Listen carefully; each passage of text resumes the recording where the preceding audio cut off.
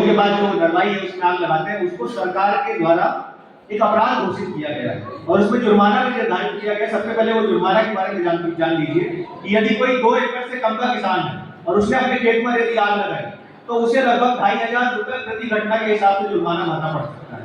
यदि कोई 2 एकड़ से 5 एकड़ का किसान है तो उसे लगभग 5000 रुपए जुर्माना राशि भरनी पड़ सकती है यदि उसके खेत में नरवाई या पराली जलाने की घटना होती है।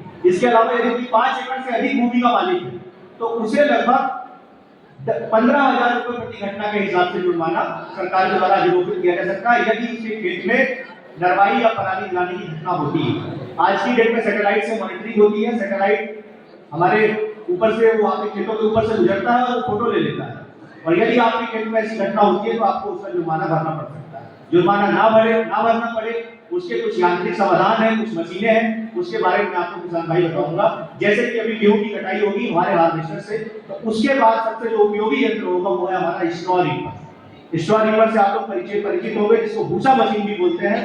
इसकी बाजार में कीमत लगभग 3 लाख रुपए है। जो किसान भाइयों ने अभी आवेदन किया था, जब हमारे 2 महीने पहले ऑनलाइन आवेदन शुरू हुए थे, उन्हें इस पर सरकार के द्वारा 1.5 लाख रुपए की सब्सिडी भी दी जा रही है।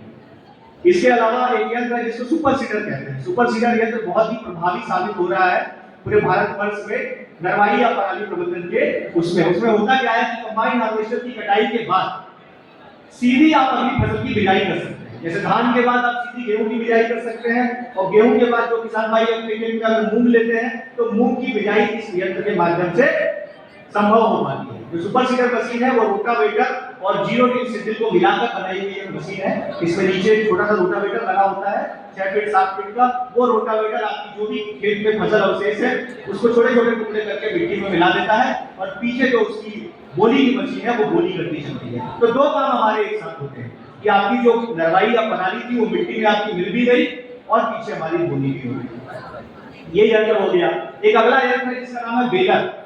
बेलर क्या करता है कि जो आपका खेत में पड़े हुए फसल अवशेष है या नरवाई है या पराली है उसके गड्ढे बनाता है। 2 प्रकार के बेल बनते हैं हमारे, राउंड बेलर होता है और एक स्क्वायर बेलर होता है। उसकी तो वो भी एक समाधान है। उसके गड्ढे बाजार में बिकते हैं क्विंटल के हिसाब से।